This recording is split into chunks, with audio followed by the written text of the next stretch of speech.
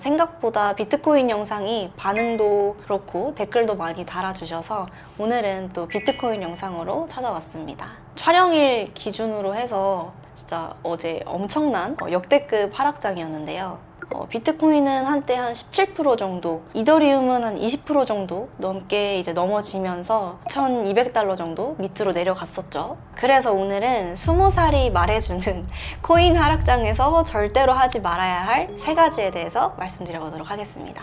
네, 첫 번째는 일희일비 하지 말라인데요. 특히 이런 비트코인 같은 상품 자산은 더, 왜냐하면 어제 하락장에서 있었던 일을 썰로 들어보니까 회사에서 사람들이 핸드폰 보느라 다들 자리에 없었다, 이런 이야기도 되게 많더라고요. 사실 제가 다른 영상에서도 몇 번 이야기를 했었는데 저도 원래 평소에 차트를 잘 안 보거든요. 근데 어제는 저도 사람인지라 보게 되더라고요. 그래서 뭐 기사도 검색해보고 이게 왜 이렇게 떨어지는지 검색도 해보고 뭐 유튜브 영상도 찾아보고, 제가 또 들어가 있는 단톡방이 있는데 그 사람들이 하는 말이 뭔지도 계속 실시간으로 좀 확인을 했었던 것 같아요.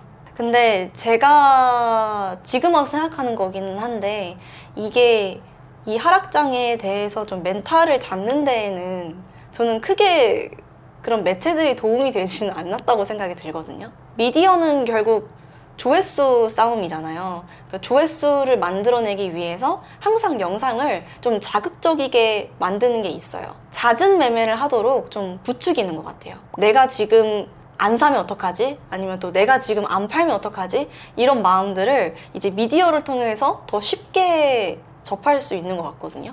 그런 거를 통해서 대응을 하다 보면 저는 손실이 더 커질 수밖에 없을 거라고 생각이 들어요.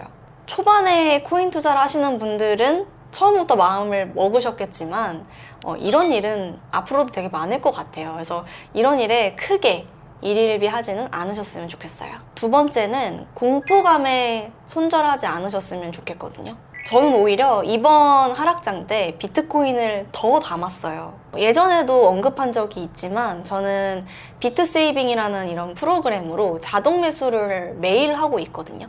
그래서 크립토 투자하는 방법에 대해서 좀 공부를 하다가 그냥 매일 비트코인을 무지성으로, 흔히 말해 DCA 투자 있잖아요.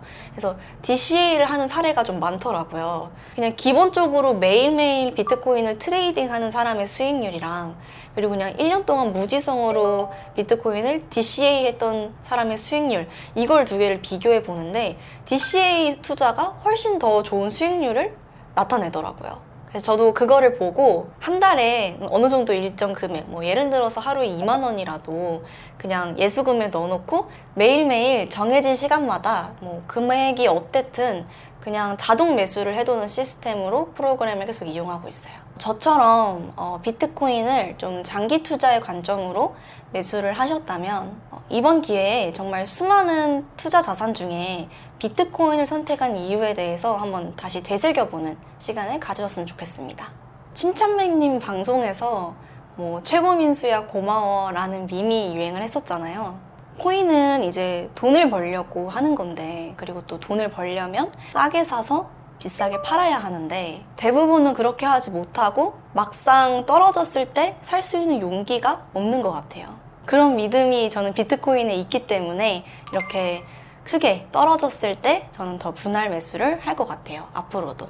마지막으로 할 이야기는 아까 그 전에 이야기했던 이야기에서 크게 벗어나지는 않는데, 사실 이 비트코인 하락의 원인이 비트코인 자체의 문제는 아니잖아요. 어제는 뭐 일본 증시부터 해서 뭐 나스닥, 그 다음에 또 S&P까지 진짜 엄청난 변동성이 있었죠. 코인 같은 상품 자산은 변동성이 다른 자산에 비해 훨씬 클 수밖에 없어요. 하지만 저는 이런 상황이 저는 일시적인 현상이라고 생각을 합니다.